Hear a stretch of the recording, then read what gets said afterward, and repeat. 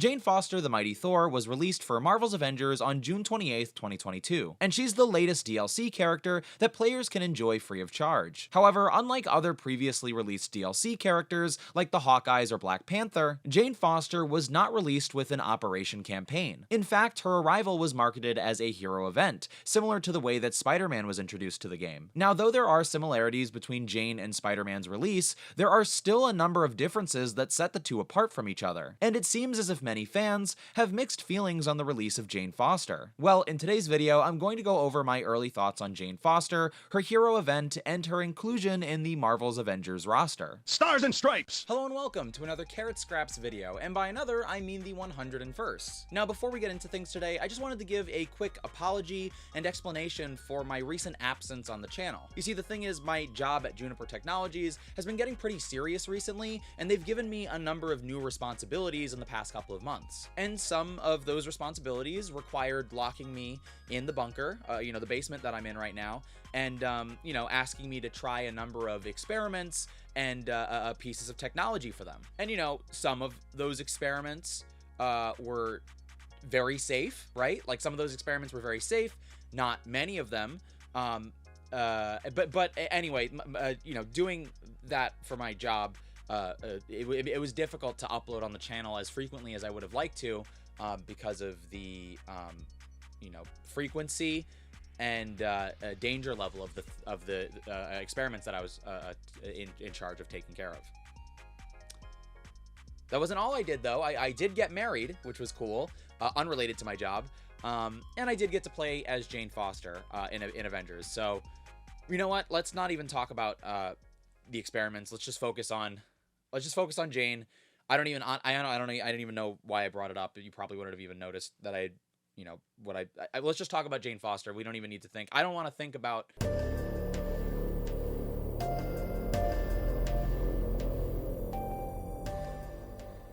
Before we get into the actual character and what I thought of her gameplay, I wanted to briefly talk about my reaction to her war table, which first introduced myself and others to what the character would be like. I think most players expected Jane, a legacy Thor character, to have a similar feel or moveset to the existing Thor Odinson in the game. However, myself and others were fairly optimistic that she would still play drastically differently from the existing God of Thunder, and that confidence came from the fact that other previously released characters that were somewhat similar ended up playing completely different from each other when you had a hands-on experience. I'm of course referencing the two Hawkeyes in the game, Clint and Kate. But after watching the War Table reveal trailer for Jane, I have to admit, I was pretty disappointed by what I saw. Jane seemed far more similar than I was expecting. One of the worst details to me at the time was that she only had one new heroic to speak of, with no mention that she might be sharing heroics with Thor Odinson. And furthermore, she even shared cosmetics with Thor Odinson, such as emotes and takedowns. Looking back on it,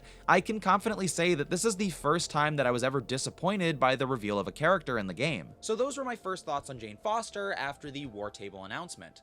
But what did I think of the character once I had a more hands-on experience? Were my predictions about the character correct, or did I jump to conclusions? As I'm sure you're all aware, everyone's capable of changing their mind, and everyone's guilty of jumping to conclusions sometimes. For example, during experiment 27-245, I assumed that gravity would affect my body the same way that it had, for my entire life previously. But, my mind definitely changed after, the experiment began, and I definitely was wrong. So, I'm willing to admit when I'm wrong sometimes.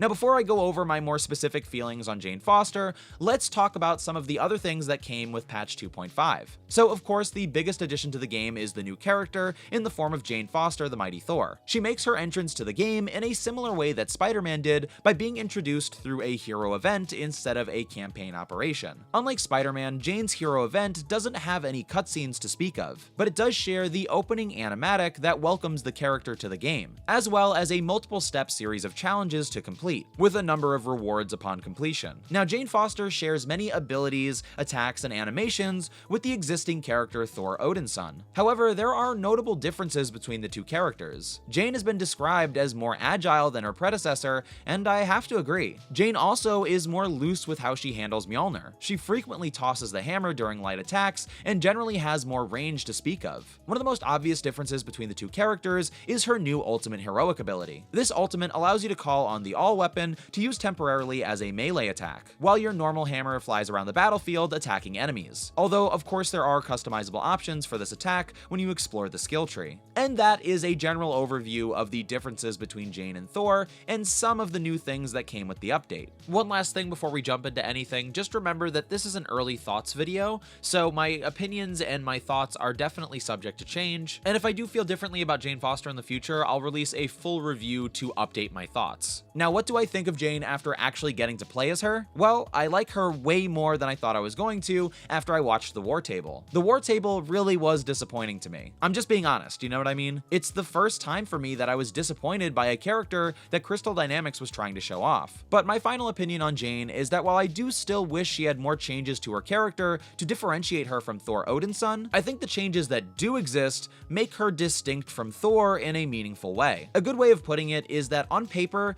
it may not seem like the two are very different, but when you're actually playing one character with the other one in mind, they feel very different. Something else that I love about Jane is that she adds another flying character to the hero roster. Now, some might point out that this would be more impactful if the game didn't already allow you to use duplicate heroes, but I still think this is a significant detail because Jane is still a different character that can be built differently. Something odd but interesting that I noticed online was that the majority of the player community feels pretty positively about Jane, even with her similarities to another character. I even saw a large amount of people mentioning that they prefer Jane Foster over Thor Odinson, and I was not expecting that reaction at all. Now, do I share that opinion? I'm really not sure, but what I can say is that I really do enjoy the character. It makes me happy that I had a lot of fun playing as Jane Foster on my quest to increase her power level and champion level. Now, I've seen some people online praise how balanced she is as a character, and I can definitely see that, but I don't know if I can necessarily say that for myself. But what I can say about Jane in my personal experience is that I really like her versatility. Being able to attack enemies close by but still at a distance, and then quickly fly to a new group of enemies or retreat to protect myself feels really natural. In addition, since I've been learning more about gear recently and focusing more on it, I had a lot of fun building my Jane Foster. I've been building her with cryotech in mind first and foremost,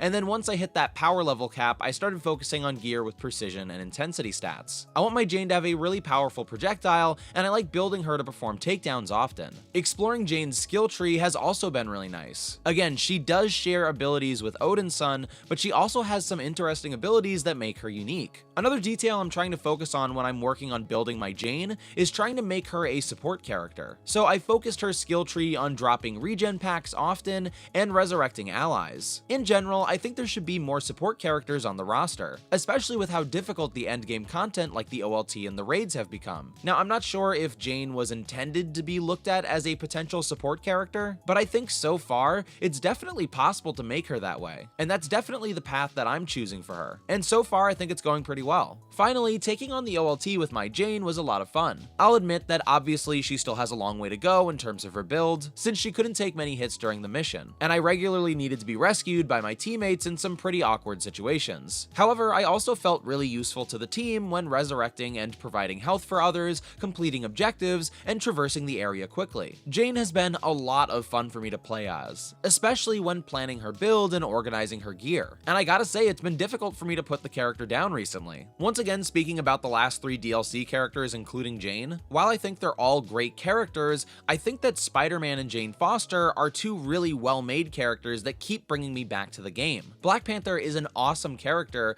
but for me personally, I just haven't been playing him as much. And I don't feel that desire to start up the game again just to play that one character, the way that I do with Jane Foster or Spider-Man. Anyway, on the subject of Jane Foster, even though she's a little similar to Odinson, I've had a blast playing as the mighty Thor. And I think she definitely has a place on the Avengers roster and adds something special to the game. When it comes to bugs, I really haven't experienced many since the update. The first one that I've noticed comes in the form of a strange, erratic lightning that erupts from Jane when using her ultimate heroic. Obviously, lightning is supposed to erupt from the character when using this attack, but I don't think it's supposed to stretch across the entire field the way that it does. Now, I could be wrong here, but I think at the very least there's a strange visual bug where the lightning doesn't go all jagged, and instead are these straight, bright lines that project from the character's chest. And one other bug that I think I've noticed is that her heroic countdown timers don't pause when you trigger an animation like with other characters. For example, when Odinson's Warrior's Fury is activated, the timer for the ability pauses when he enters a takedown or when he starts using another heroic ability. The same is true of a character like Spider-Man. For most characters, it seems that gracefully, the timer will pause when you're entering an animation. However, for whatever reason, Jane doesn't do this. I suppose it's possible that this is intentional,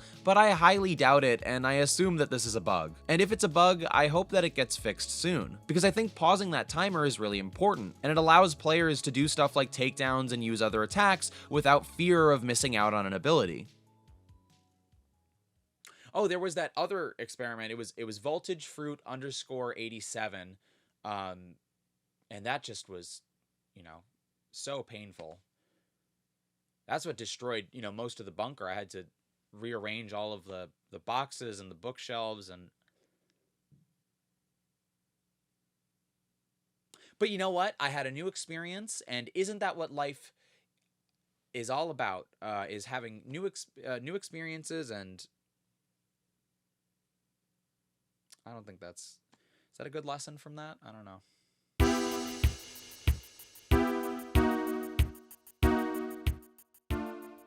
Now, while I was pleased with Jane when it came to her gameplay, I must admit that I was thoroughly disappointed by the inclusion of the character in another facet. Unrelated to her combat, I was very let down by the cosmetics for Jane in the game. Now, the design of the existing cosmetics are not the problem. I actually think Jane Foster's iconic design is in my top 3 in the entire game. And so far, the past 3 DLC characters, Spider-Man, Black Panther, and Jane Foster, have all had iconic designs that I think are outstanding. Not to mention, Jane's other skins in the game look gorgeous as well. In my opinion, presentation is not the problem, and it rarely is when it comes to Avengers. Putting bugs aside, the game has always looked beautiful and has had great designs. And they really brought their A game when it came to designing cosmetics for Jane Foster. So my disappointment isn't with the designs of her existing cosmetics. It's more so with the amount of them. I was very excited for the marketplace to reset, and I had saved a large number of credits anticipating a marketplace for Jane that was at least similar to Spider-Man or Black Panther on their first day releases. However, putting aside the Hero Challenge card, Jane only had one new skin in the marketplace to speak of. And when I tell you I was disappointed, it's an understatement, because this really killed my excitement, temporarily at least, that first day. I mean, for the past year or more, Avengers and Fortnite has made me someone who is excited about cosmetics. So I get excited when new cosmetics are revealed, and I anticipate the release of new cosmetics as well. And to be so thoroughly let down when typically we would be getting a lot of cosmetics, it really bummed me out. I felt like getting new skins for a new character in Avengers was part of the new character experience. I can't say it enough, seeing only one skin in the marketplace really bummed me out on that launch day. I eventually felt better as I played the character and enjoyed her gameplay, but I was just shocked that there was only one skin to choose from in the marketplace. And as a result, this meant that there were really only like 3 available skins to choose from for Jane on that first day. Those 3 skins being her iconic, if you purchased the hero card, the first unlock there, and then the one skin in the marketplace. And as you know, Avengers is a 4-player multiplayer game, and most people want to play as the new character on that opening day, and it would have been nice to have at least 4 available cosmetics that first day to have a completely unique team. And this is assuming, of course, that you didn't want to pay to skip the hero challenge card, which I'm not a big fan of, but I know other people are. But I think typically people who buy a challenge card want to earn the cosmetics after purchase. Buying them after you've purchased the challenge card really isn't what most people do. So if you were playing with a team of Jane Fosters, you couldn't even have 4 unique skins, and I don't know, I just thought that was a bummer. The other detail about cosmetics that I'm really not a fan of is that Jane shares cosmetics with Thor Odinson in the form of emotes and takedowns. Now, some of these are slightly different than their predecessors, but by and large, they're exactly the same cosmetics in my opinion. I personally feel that if I purchase a cosmetic for one character in the game that is almost identical to one for another character, that I shouldn't have to pay twice. I just really disagree with the decision to sell similar, if not the same cosmetics for multiple characters in the marketplace. This also didn't help my disappointment in the marketplace that day. In addition, Jane isn't just missing cosmetics. She's also missing other little things that new characters typically bring to the game. For example, she doesn't have a new set of comic books, and she's even missing a loading screen. Jane is even missing a tutorial harm room, which is just so odd to me. So even though Jane was introduced to the game in the same way that Spider-Man was, it really feels as if she's missing a lot of the key details that come with characters typically when they're introduced to Avengers. And though these details might seem small or innocuous, I really miss them. If we can't get an operation campaign with every new character, I want these characters to at least get the small little details that make the other ones special, because at least to me, it's really noticeable that they're missing. Oh, there was that other experiment, what was it, Lavender Stripes -4, that was just a little spider leg on the side of my hip, just one little tiny spider leg. You think spiders, you think a ton of legs, but it was just one, and it was small, not a bad experiment. It escalated though, because when it got larger, that's when I got really scared.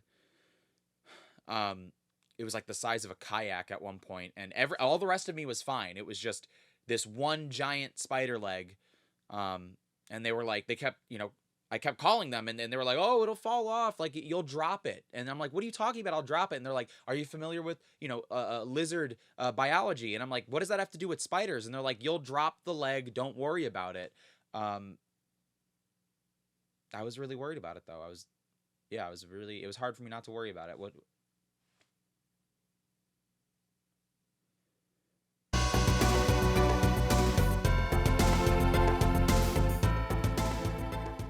Moving back into a more positive direction about Jane Foster, let's talk about presentation again. Now earlier I mentioned that the presentation of the skins in the game is beautiful. Avengers really brought their A game when it came to Jane Foster skins, because when it comes to rendering and design, these are some of the best in the game. But continuing this discussion about presentation, let's talk about story, writing, and the voice acting of Jane Foster. When it comes to story, the hero event once again features less in terms of quantity than its predecessors. Like I mentioned, the event begins when you lift the hammer on the helicarrier with an introductory animatic explaining how Jane Foster, the mighty Thor, arrived in this universe of the game. And really briefly, I just wanted to talk about Jane Foster and where she comes from. There was some confusion in my chat on whether this Jane Foster comes from an alternate future or from an alternate universe, since she says she's from another timeline in that opening animatic, but then later she mentions that she's from an alternate universe. Well, I can say pretty confidently that this Jane Foster is from another universe, not from the future. She might be from a similar universe that is further in the future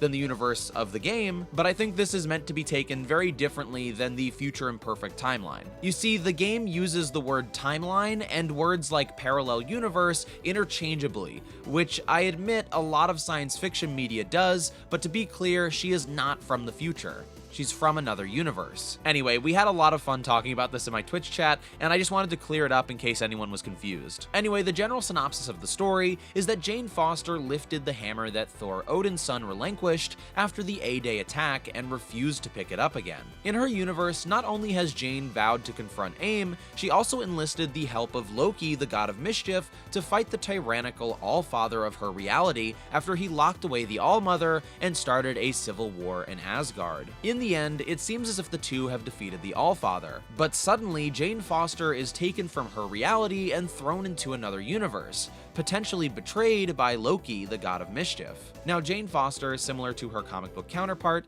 is a cancer survivor still going through treatment, with the unfortunate detail that when Jane transforms into Thor, that transformation holds her treatment at bay. Now, for the most part, this tragic but harrowing story, along with other details about Jane Foster, are portrayed through the audio logs in the game. And these audio logs flesh out a story that is very similar to the conflict that Jane experiences in the comics. However, unlike the comics, I feel as if these audio logs give a very real and sobering personal perspective on what it's like to be a cancer patient going through this struggle. These ideas were definitely explored in the comics, but I have to commend the audio logs of the game for presenting this struggle in more detail. Some of the audio logs are genuinely difficult to listen to because of the subject matter and the stellar performance from Jane Foster's voice actress. But not holding back when telling this story is what makes these audio logs really profound and what allows them to add to the history of this character. I must say, even though though we don't get any cutscenes conveying the story outside of the animatic, listening to the audio codex files was really powerful. I wasn't prepared for such a real performance from the voice actress for Jane Foster, but she absolutely delivered in her believable,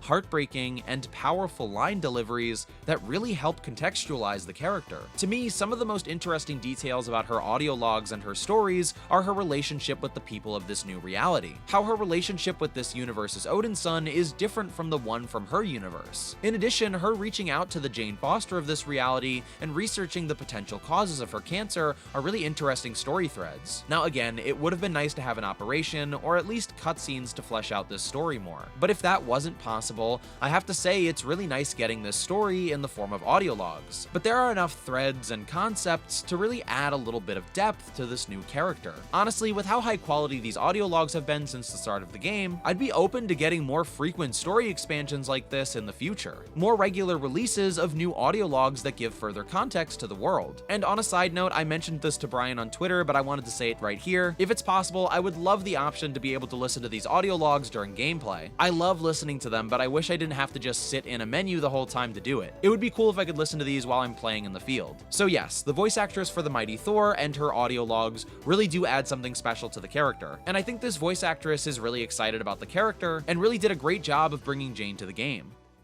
Oh, there was the entity, the little guy. There was like a little creature in a box, and he got out, and they were like, "Oh, you need to get it, and you need to contain it." And I'm like, "Get what?" And they're like, "That's classified." And I'm like, I just want to know what it looked. I don't know what I'm looking for. I didn't even know there was something in the bunker. And they were like, "That's classified. Just contain it." And I'm like, "Contain what? What are you talking? You need to give me more information. You can't just say, 'Oh, contain this carrot, contain this, or else you're in big trouble.' You know, but my hands are tied, that kind of stuff." And it's like, well, just tell me what I'm looking for, and I'm glad to help. It was tough. My job has gotten very difficult recently, is what I'm getting at. Yeah.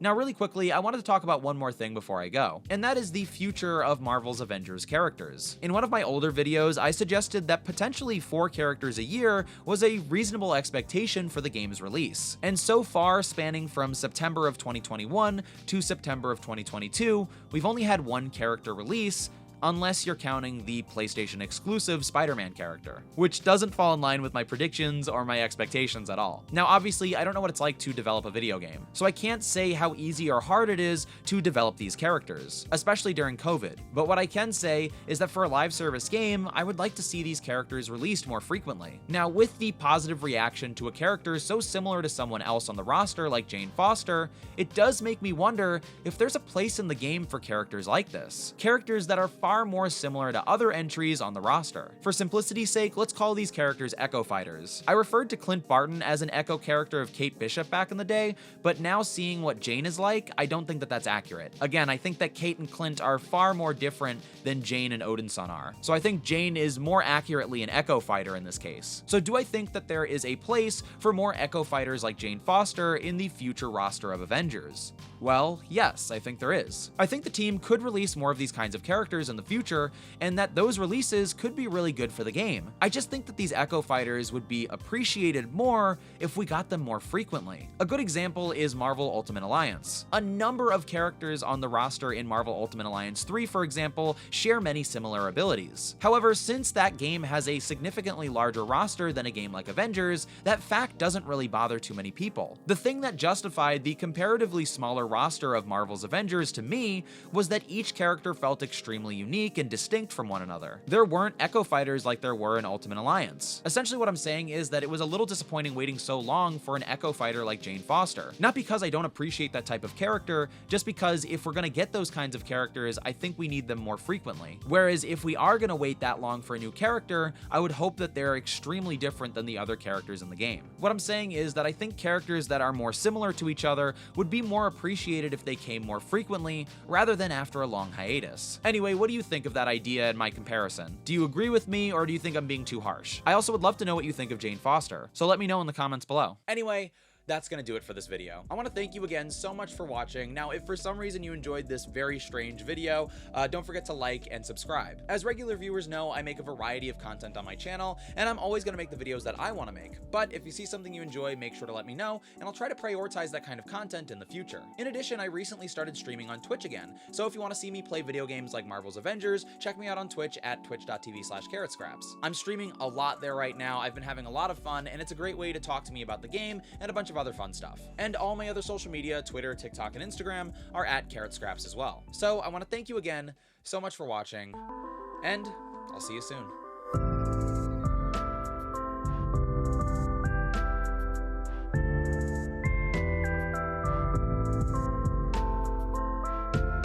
Anyway, the general synopsis of the story is that Jane Foster lifted the hammer that Tho? Who is Tho? Who is Tho Odin's son? He's probably like, he wears glasses. I know that for sure. Tho Odin's son wears glasses.